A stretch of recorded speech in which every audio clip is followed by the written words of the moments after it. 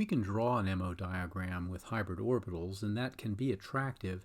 However, I would caution you that it is leaving out some important information about the molecular orbitals, and a more rigorous treatment would involve using some kind of self-consistent field method to generate the molecular orbitals for a molecule.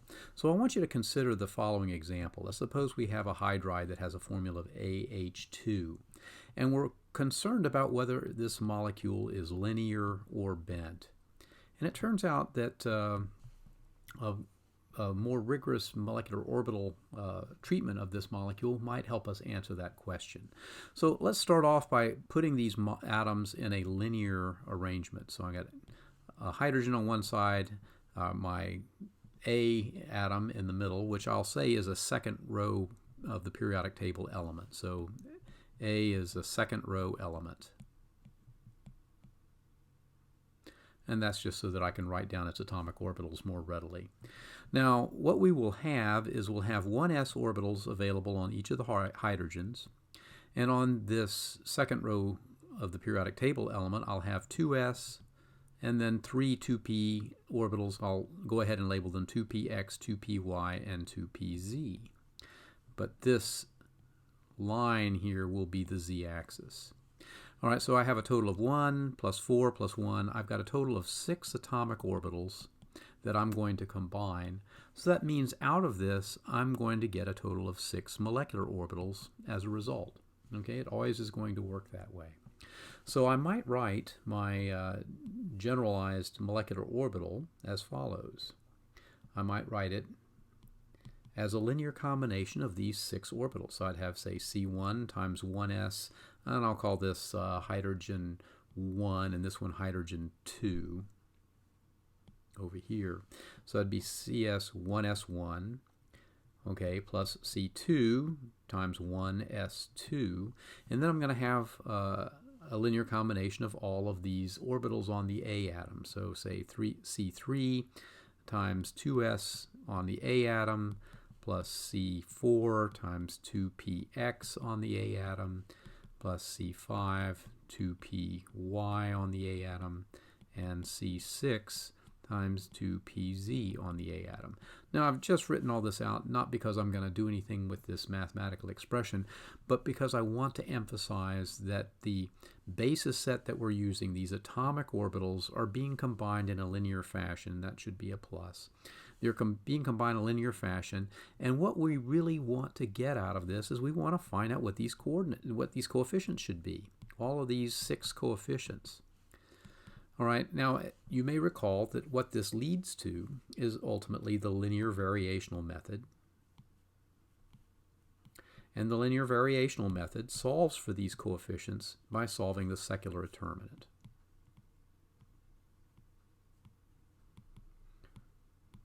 Okay, so it is going to give us a set of mathematical equations that we solve to get these various coefficients. The secular determinant we could write essentially symbolically as this equation. All right, where this thing just represents a determinant. The H with 2 squiggles is a matrix that has matrix elements that involve the Hamiltonian acting on these pairs of different pairs of these atomic orbitals, and the S is the overlap of those orbitals. All right, so what would we get out of this? All right, what we get from the secular determinant are the various molecular energies. So we'll get energies, and there are 6 molecular orbitals, so we'll get 6 energies. We'll also get coefficients for 6 different functions, so we'll get 6 eigenfunctions. And these are represented by 6 different solutions for the sets of these coefficients. Okay, so how will this look? I want to draw a picture here because I think the picture is probably more useful than writing a bunch of equations. Now what I'm going to do in this picture is I'm going to draw each of the several possibilities for the molecular orbital that we should get out of this. Okay, so I'm going to start with the lowest one. So I've got A sandwiched between 2 hydrogens. The lowest solution for this secular determinant is going to be an orbital that basically has all of these with the same sign. So you can imagine that all of these coefficients, whatever their values may be, they're all going to be positive. So this creates an orbital which has all one sign. All right, when I go to the next higher orbital, it's actually going to split this into two parts, one part of which has, say, a positive sign, and the other part of which, and I'm going to draw this with a slightly different color to indicate a change of sign of the function, so that there is in effect a node in the middle of this molecule. All right. Now, this is not descriptive of there being an antibonding orbital, because in this case, A has a bond to this hydrogen and it has a bond to this hydrogen. So in fact, what it's describing is two distinct bonds, not two delocalized bonds, or two bonds that are connecting these things delocalized over the whole molecule. It describes two sigma bonds. This would describe a delocalized sigma orbital. All right, what goes next? Well, it turns out that the next thing are two degenerate orbitals that involve combinations of the p orbitals on A that are not along the axis. So if this axis is the z-axis, this would be, for example, the 2px and the 2py. So let's call this one 2px, and it might have one lobe out front and another in the back. So this is a p orbital that's sticking directly out of the plane of this page. So it would look something like that. And the other orbital would look something like this. Right? It will be not along the axis of not along the z-axis, which contains the two hydrogen atoms, but along this axis. So again, it has two lobes that are opposite in sign. Okay, I hope you understand that when I'm drawing these things like this, I'm basically trying to represent a wave function that, for example, has this, and when it's positive, I'm shading it blue, and when it's negative, I'm shading it purple. All right, so these orbitals don't have any bonds connecting the central atom A with the two hydrogen atoms. So in effect, these are non-bonding orbitals. They don't participate in the bonding at all. They are molecular orbitals in the sense that they are solutions that come out of our treatment of the secular determinant, but they are not contributing to bonding, and their energy doesn't change upon mixing with the hydrogen atoms. All right, next would come a molecular orbital that would look something like this, where we would have our A, and it would be separated from each of the hydrogens, which now I'll color differently just to indicate that their waves are negative relative to the wave that encompasses the A atom. All right, so here we can see that there are, in fact, a node here and a node here, and this one really is an anti-bonding orbital. All right, finally, I'm going to have an anti-bonding orbital that'll involve the A2pz orbital. Okay, so here's the A2pz and each of the hydrogen 1s orbitals. And there are lots of nodes in this one. I'll draw it this way, that where this is a positive part of the wave function, this is a positive part of the wave function, and then I'll have two negative parts of the wave function here and here. So in fact, I'll have a node here, but also a node in the middle of A. So I've been careful to draw these nodes to draw attention to the fact that in this case I have one node, in this case I have two nodes, and in this case I have three nodes. And of course down here at the bottom I have 0 nodes. So you can see that the number of nodes is increasing as I'm increasing the energy. And this is going to be an important aspect of these molecular orbitals that we're constructing from this. And you'll see this typically in many different quantum systems, that as energy increases, it also is accompanied by an increase in the number of nodes. Now, one other thing that I'd like to draw your attention to, and that is the parity of these molecular orbitals. All right, remember, parity is, does the wave function change sign when you invert it through the center of the molecule? Now, in this case, since we're talking about a symmetric linear configuration, with the position of the A atom, the position of the A atom in each of these cases is the center of inversion that we want to judge. All right, so for this very first one, the parity symmetry is simply going to be G. It doesn't change sign when we invert through this.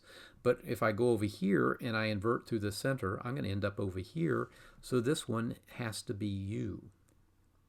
All right, the non-bonding orbitals don't have this sort of parity. I suppose if you did, they would both be U orbitals, because the p orbital itself is a U orbital. Okay, if I invert through here, I'm going to end up down here. That would change the sign of the wave function, and likewise for the px orbital.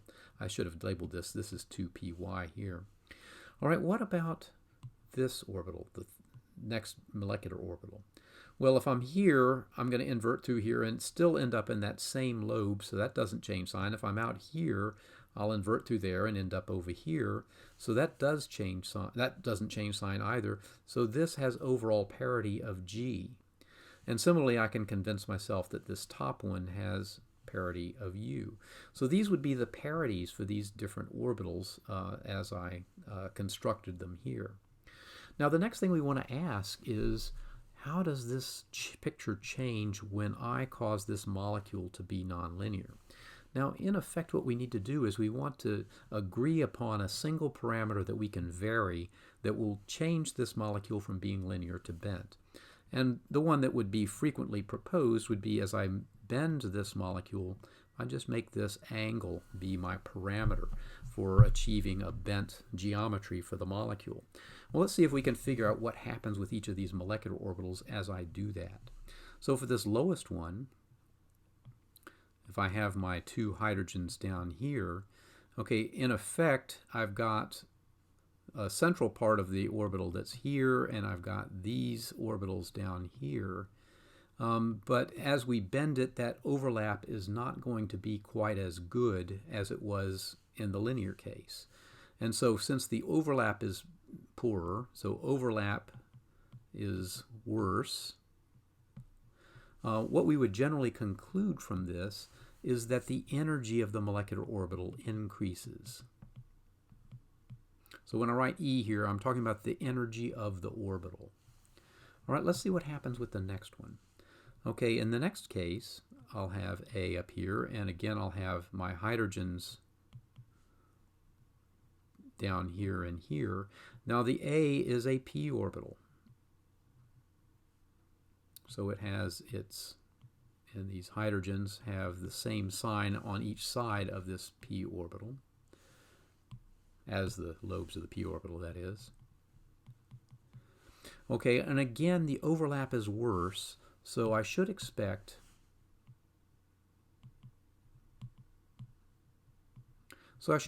this also to have increasing energy, but I'll note that these p orbitals tend to be more diffuse. In other words, they're broader in these directions. So even though the overlap will be worse, it won't be as bad as in the case of the s orbital overlapping with these things. So in this case, the energy will increase, but not as abruptly. So energy increases more gently. Okay, this is not a quantitative assessment, but simply trying to indicate some idea of this. Now with the two p orbitals, I have a very interesting case. For the px orbital here, okay, so I've drawn it this way. Okay, as I bring the two hydrogen atoms down, it doesn't change their overlap with this orbital at all. Remember, what these are seeing, they're right in between the two lobes of the p orbital, so they are essentially seeing the same thing when they're on the side as they are when they're in the middle. When they're on a linear thing. So there's no change, no energy change for this particular version. But for the other one, I have a different sort of situation. So I've got a p orbital here, and I've got H down here. And let's say that, for the sake of argument, I have this. All right, when there's linear, this is still not a very favorable situation, but down here, when I move these things closer, I'm actually going to have the energy decrease quite a bit. So this is a rare instance, I suppose, where the orbital overlap is increased, and it's increased in a bonding way, so the energy of this molecular orbital decreases. All right, now as I go to these higher ones, I'm not going to spend a lot of time on this, but in both of these cases, we've got anti-bonding orbitals. I probably should have changed my pen color there. So in effect, I'm not changing very much here for the orbital. It's still an anti-bonding combination. The energies tend to increase slightly for that orbital, and the same will be true for this upper one. The energy increases, but these are lesser effects than what we see down here with the lower orbitals. Now, what do we do with all this information? Well, what we ideally want to do is to create a map of how the molecular orbitals change as I change this key parameter.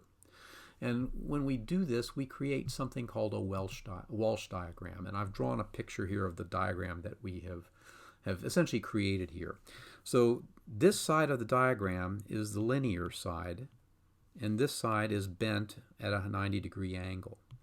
And so what we're seeing in each of these cases is that the orbitals of the molecular orbitals, the energies of the molecular orbitals change as I move from linear to bent. And we mentioned that in the lower two orbitals, these increased as we went from a linear to a bent configuration. For the two non-bonding orbitals, in the linear case, these are non-bonding. One of them decreases because the energy, the orbital overlap gets better for that. The other one that doesn't change, so this one has no energy change. It's basically a flat line across the middle of the diagram. For these two that are essentially anti-bonding orbitals, we see that they both increase slightly as we move from a linear to a bent configuration. So in the end, what we get is a nice map that tells us how geometry affects the molecular orbital energies, and that can give us some clues as to whether the molecule is going to be linear or bent. But we're going to save that analysis for another video.